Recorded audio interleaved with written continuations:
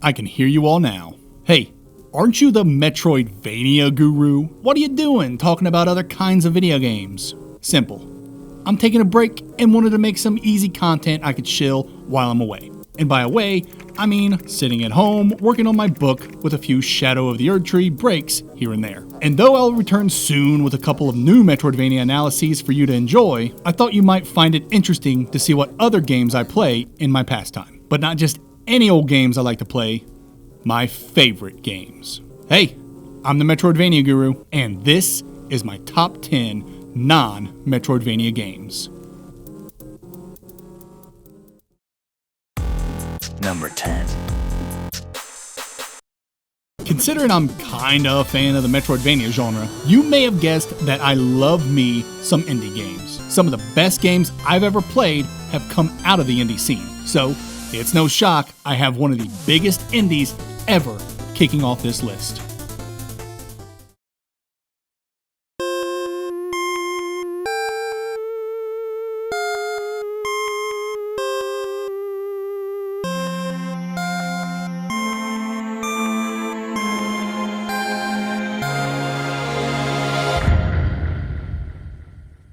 Since its release in 2015, Undertale's seen multiple ports, has had a meteoric rise to popularity, embedding itself firmly into the gaming culture zeitgeist, and has given rise to some of the most unhinged and ridiculous fanfics and fan bases I think I've ever witnessed, the Sonic fan base notwithstanding. So, what makes Undertale so special? Maybe it's its humor.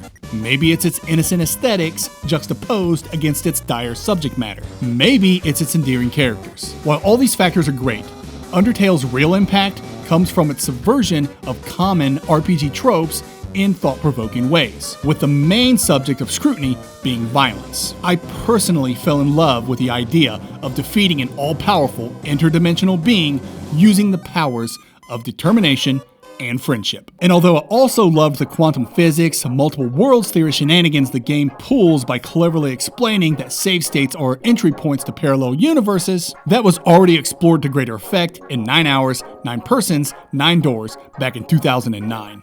But that music though...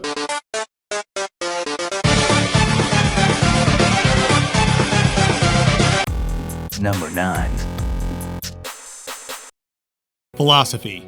It's not one of my strong suits. I've never been one to sit around and ponder things like to be or not to be. Wait a minute. To be? That's the name of the robot from...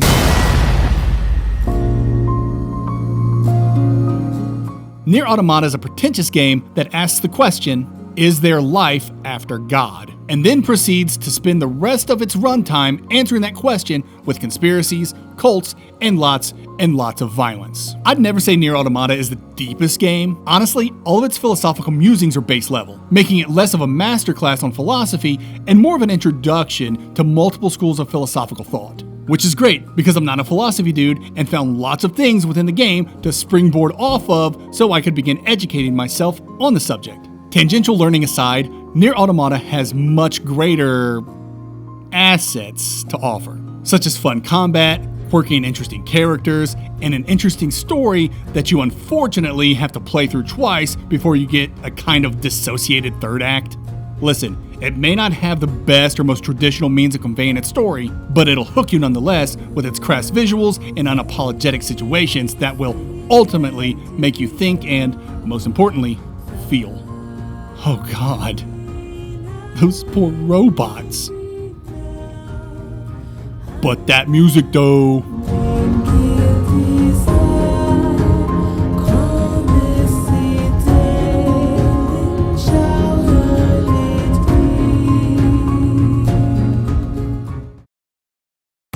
Number 8. You know what dudes like? Punching shit.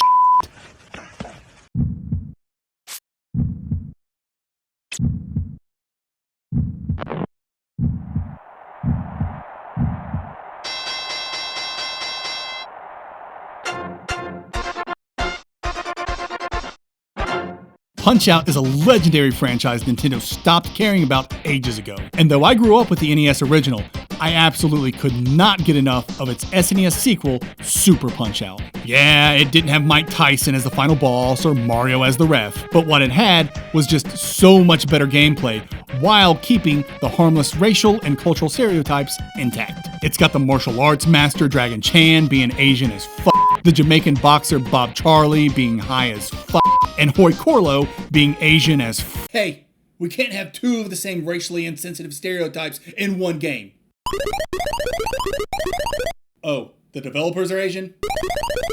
I guess it's fine then? Punching dudes in this game just felt so good. The sound design, the boxers' reactions. This game feels great to play. And then you fill up that special meter at the bottom and just and then finish them off with a God, it just feels so good. The best part about Super Punch-Out is you can absolutely wreck every opponent if you memorize their every move and counter their every punch. I once was so good at this game, I could, no joke, play the first circuit completely blindfolded. Other kids in my neighborhood would come to my house just to see if it were true.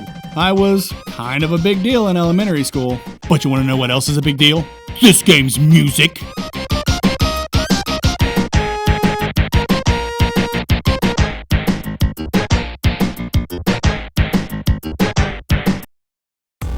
Number 7. This intro's for all the old guys in the room. Do you remember when you were a kid sitting in the backseat of your parents' car holding a brand new video game? Sometimes you were so excited that ride home would feel like an eternity. Thankfully, you had something to help you during these torturous moments. The instruction manual. Kids nowadays, they don't know nothing about instruction manuals. The way they felt in your hands, the way they smelled. Those pages were a portal to a different realm, and the treasure trove of information within could be the difference between reaching the Dark Lord or getting hopelessly lost in his plethora of obscure puzzles.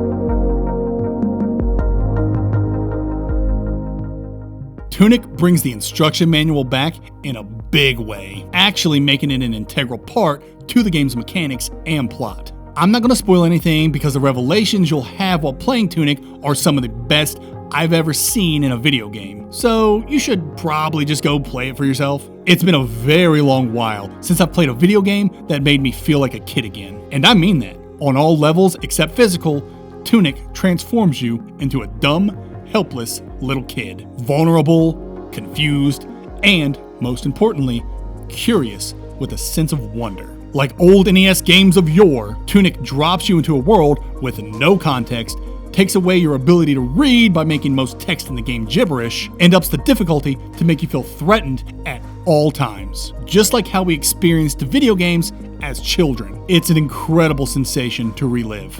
Now, if I could only find one of those neuralizers the Men in Black use so I can wipe my mind and play through Tunic for the first time again. Whoa. Listen to that music!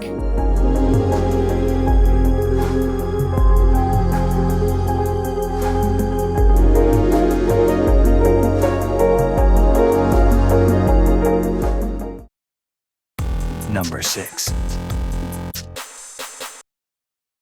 Konami used to be one of the greatest video game companies responsible for some of the best IPs in the industry, one of which being the most legendary run and gun in existence, Contra.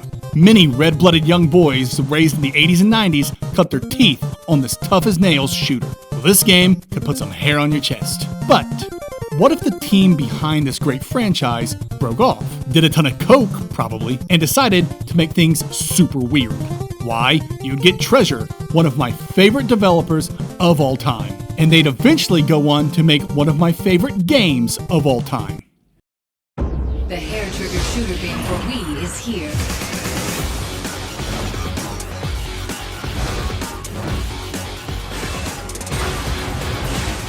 Sin and Punishment Star Successor. Sin and Punishment Star Successor is another Nintendo property the company's long stopped caring about. In it, you play as a couple of kids flying all over the place, shooting all kinds of stuff. There's a powerful arcadey feel pervading throughout every aspect of this game. Its sound design, its spectacle, its speed, its point-based system, they are strictly for bragging rights, even its gimmicky controls. Star Successor was originally released on the Wii and requires you to point the Wiimote at the things you want to kill on the screen. Think Star Fox mixed with Duck Hunt. Star Successor is an on-rails shooter that demands you dodge attacks with your on-screen avatar while using the reticule to dish out death. It's a thrilling combination of mechanics I wish more games copied. And did I mention the game's kinda tough and completely bonkers? There's one part where you kill a monster, it gives birth, and then the newborn monster proceeds to operate a crane to avenge its mother's death. That's just crazy. There's no way you're NCCO crane certified. This game is completely unrealistic. Anyway, here's a dude that attacks you by turning into a bunch of dolphins. You think that's crazy? Check out this game's crazy good music.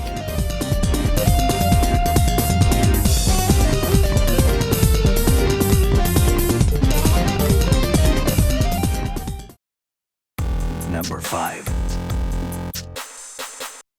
I'm gonna be real with you. I haven't played the remake of Resident Evil 4. Why? Because I don't have to. Where's everyone going? Bingo?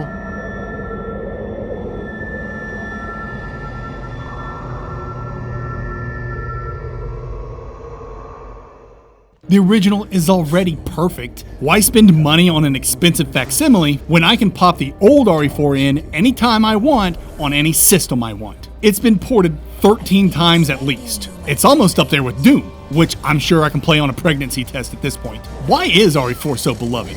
Not only is its gameplay spectacular and timeless, but it also has the perfect blend of genuine horror and ridiculous camp. This game has so many amazing one-liners, such as this classic. Perfect. The big cheese. What? How about this scathing comeback? No thanks, bro. And this witty remark. Well, I see that the president's equipped his daughter with ballistics, too. How rude! And who could ever forget one of the best moments in troll history? Sadler, you're small time. And will you just listen to that music?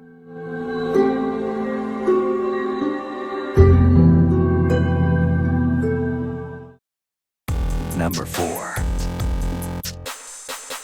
I love rhythm games. I could easily do a top 50 rhythm games video, but I'll abstain and just talk about my favorite rhythm game series.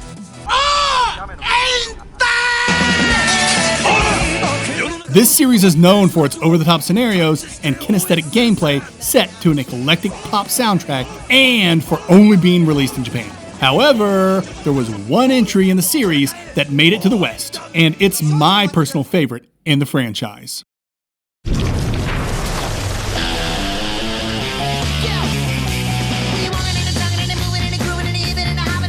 It's Rhythm to the Rescue, Nintendo's Elite Beat Agents. Elite Beat Agents' comic book aesthetic blends nicely with its ridiculous premise of a government bureau dispatching agents to help people with random tasks through dance. It's also absurd, you can't help but smile the entire time you're playing. It's an absolute delight to watch immaculately dressed agents cheering people on so they can be better babysitters, stop a robbery, make wild animals fall in love with them, help them win back their gold-digging wife, or help a taxi driver get a pregnant woman to the hospital in time while a cover of Avril Lavigne's Skater Boy blares in the background.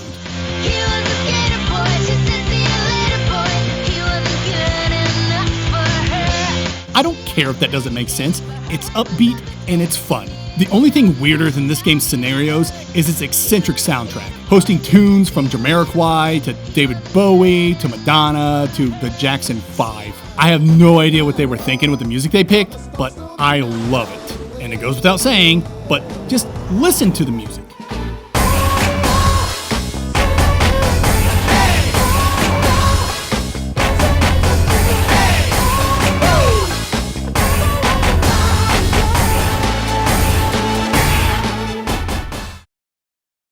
Number 3. I love movies. I love good movies. I love bad movies. But my favorite movies will always be cheap, poorly directed, poorly acted, horror B movies. You know, the kind of crap they riff on in Mystery Science Theater 3000. And though there have been games that have tried to capitalize on this niche and cheesy aesthetic, there's only been one game that not only nails this feel, but is also genuinely fun to play.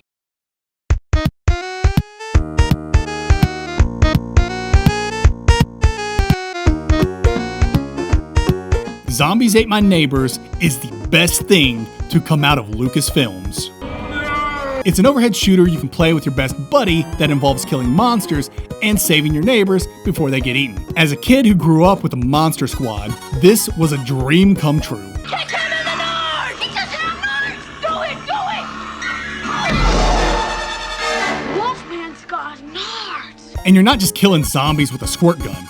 Every monster is here. Dracula, werewolves, Frankenstein, the Blob, a Chucky proxy, the pod people from Invasion of the Body Snatchers, and so much more. This game's rogues gallery cuts deep in terms of movie monster lore, and each monster comes with its own weakness, forcing players to be thoughtful with the resources. Drac doesn't like crosses, werewolves get one-shotted by silverware, blobs get frozen by popsicles, the Chucky ripoff doesn't like soda pop grenades. It's silly, imaginative, and creates an unexpected atmosphere of playfulness in a world full of flesh-eating monsters. And the venues you'll be visiting are fun too. You'll be squaring up against monsters in suburbia, ancient pyramids, castles, and even a football field. Because when Martians come for our cheerleaders, it's personal. From the level names to the level bumpers to the game's many transitions, everything just screams cheesy horror B-movie. Especially that music.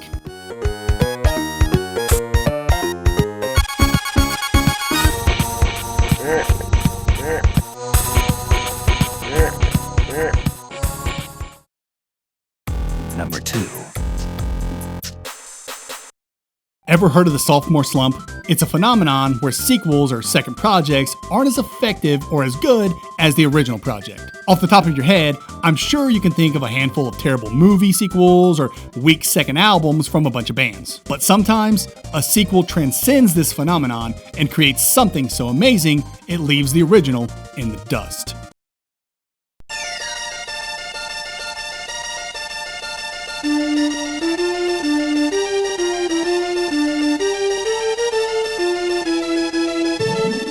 Donkey Kong Country 2: Diddy's Kong Quest is one such sequel, despite having so much going against it. For starters, you don't even get to play as Donkey Kong, and he gets replaced with a girl.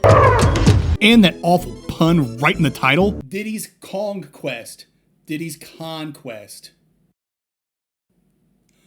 Oh, I get it. Disgusting. Regardless of these shortcomings, DKC 2 still knocked it out the park. How? Because it's simply just an outstanding platformer. The variety, the venues, the controls, the challenge. Have you played the game recently? Its challenge still holds up, so make sure you grab every balloon you see. And the secrets? I still prefer the secrets and rewards in Super Mario World, but DKC 2 gave us the coveted thing to find in every level, the ridiculously oversized DK coin. I could be wrong, but I'm pretty sure DKC 2 was the first platformer to hide important MacGuffins in each of its levels. These MacGuffins, once found, would lead to a secret ending. And you all know how much I love my secret endings. With its buttery smooth controls, creative world, superfluous 90s attitude,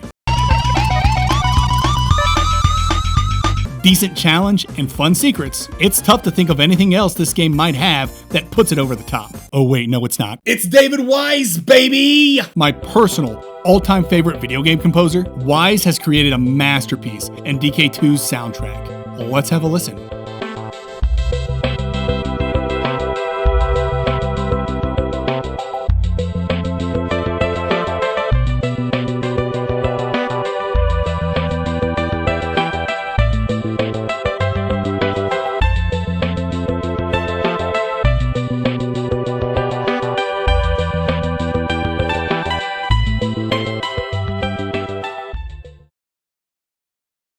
Number 1.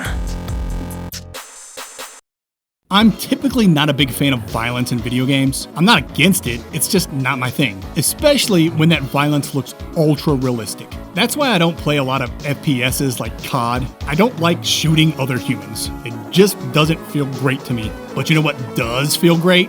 Breaking a demon's arm and shoving its protruding bone down its own throat.